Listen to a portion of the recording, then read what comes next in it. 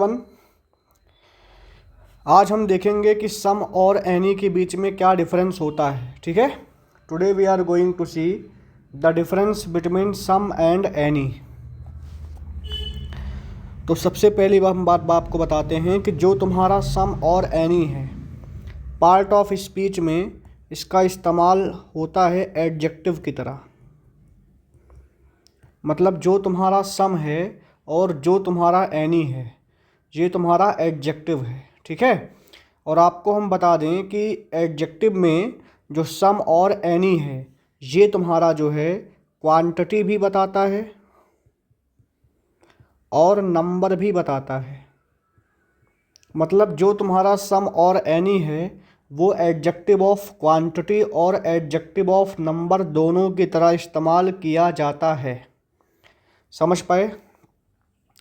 अब देखो ये कैसे होगा। जैसे मान लो क्वांटिटी किसका होता है, क्वांटिटी हमेशा होता है अनकाउंटेबल नाउन का, और जो तुम्हारा नंबर होता है वो तुम्हारा होता है प्लूरल काउंटेबल नाउन का। ठीक है, यहाँ पर जो तुम्हारा यूसीएन लिखा हुआ है, यूसीएन का मतलब हो गया अनकाउंटेबल नाउन और पीसीएन का मतलब हो गया plural countable noun.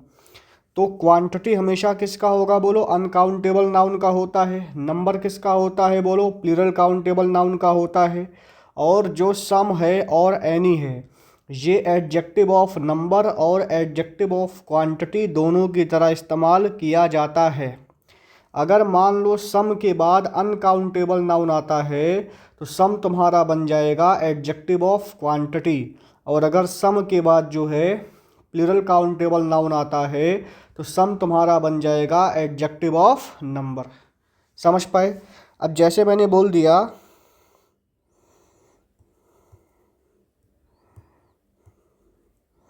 Some books are bought,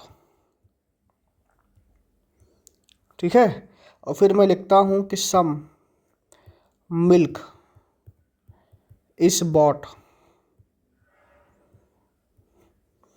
मैंने लिख दिया कि सम बुक्स आर बॉट और सम मिल्क इज बॉट। अब आप देखो यहाँ पर सम के बाद इस्तेमाल किसका हुआ बोलो, बुक्स का। बुक्स तुम्हारा क्या है बोलो, प्लूरल काउंटेबल नाउन है, इसीलिए यहाँ पर जो वर्ब आया है वो बोलो क्या है, प्लूरल है। और यहाँ पर सम मिल्क इज बॉट, सम के बाद क्या आया हुआ है बोलो, मिल्क आया हुआ है। मिल्क कैसा नाउन है बोलो, अनकाउंटेबल नाउन है, इसीलिए आने वाला जो तुम्हारा वर्ब है वो बोलो क्या आया हुआ है, सिंगुलर आया हुआ है। समझ पाए ना? तो याद करना कि सम और एनी एडजेक्टिव ऑफ नंबर और एडजेक्टिव ऑफ क्वांटिटी दोनों की तरह इस्तेमाल किए जाते हैं। अगर इनके बाद अनकाउंटेबल नाउन आएगा then they will act as adjective of quantity, और अगर इसके बाद जो है प्लूरल काउंटेबल नाउन आता है तो ये तुम्हारा काम करेंगे एडजेक्टिव ऑफ नंबर की तरह। समझ पाए ना? चलो, दोनों का हिंदी में मतलब होता है कुछ। समझ पाए? हाँ, बट दोनों में डिफरेंस होता है दोनों के यूज़ में। फर्स्ट ऑफ ऑल जो सम होता है इसका इस्तेमाल अफर्मेटिव में इस्तेमाल करते हैं।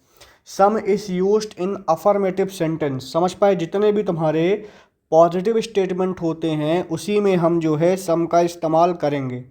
जैसे मैंने बोल दिया आई वॉन्ट सम मनी, यहाँ पर आप देखो कहीं पर भी नॉट का इस्तेमाल नहीं है।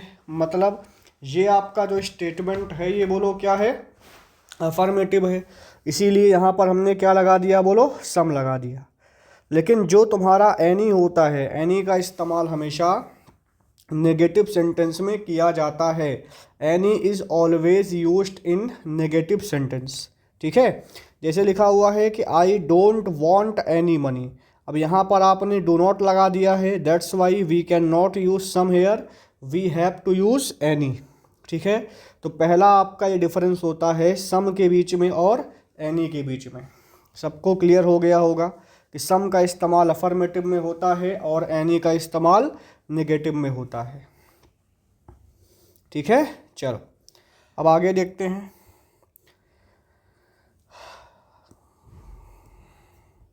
यहाँ पर लिखा हुआ है कि इन केस ऑफ इफ़ और expression of doubt we use any not some. इसका मतलब हो गया अगर कहीं पर इफ़ आ रहा है, आई एफ इफ़, अगर कहीं पर जो है इफ़ का इस्तेमाल होता है या फिर एक्सप्रेशन ऑफ डाउट का इस्तेमाल होता है तो वहाँ पर हमें सम का इस्तेमाल ना करके इस्तेमाल करना पड़ेगा, बोलो किसका, एनी का इस्तेमाल करना पड़ेगा। जैसे बोला है tell me if you have any doubt. अब यहाँ पर अगर मैं आपके सामने एनी के प्लेस पे सम लिखूंगा तो क्वेश्चन बोलो क्या हो जाएगा, रॉन्ग हो जाएगा। ठीक है, करेक्ट आपका बनेगा कि tell me if you have any doubt. Here we can not say कि tell me if you have some doubt. समझ पा रहे हो, क्योंकि यहाँ पर इस्तेमाल किसका किया गया, बोलो इफ़ का। दूसरा स्टेटमेंट लिखा हुआ है I wonder whether there is any money left. अब खुद देखो यहाँ पर वंडर बोला है whether there is any money left, मतलब ये जो स्टेटमेंट है ये तुम्हारा एक्सप्रेशन ऑफ डाउट है, डाउटफुल है।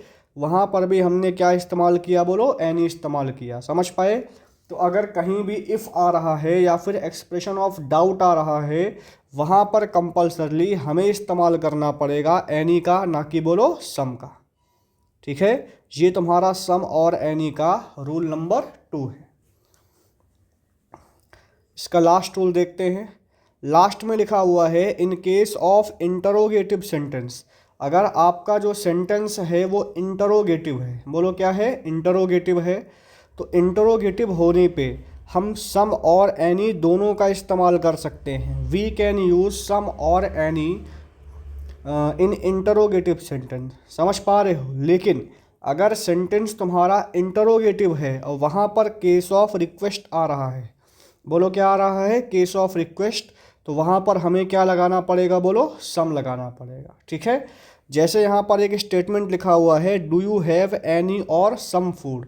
तो यहाँ पर आप देखोगे ये वाला स्टेटमेंट तुम्हारा इंटरोगेटिव है, तो यहाँ पर तुम लगाओ चाहे एनी और चाहे लगाओ बोलो क्या, सम। लेकिन नीचे लिखा हुआ है कि could you give me some food. अब तुम्हें पता है कि जो तुम्हारा कुड होता है ये रिक्वेस्ट को शो करता है, एक फॉर्मल रिक्वेस्ट को शो करता है। तो रिक्वेस्ट बता रहा है इंटरोगेटिव में, that's why we have used some. समझ पाए ना। तो आपको समझ में आ गया होगा, ये मेरा एक्सपेक्टेशन है। ठीक है, थैंक यू वेरी मच।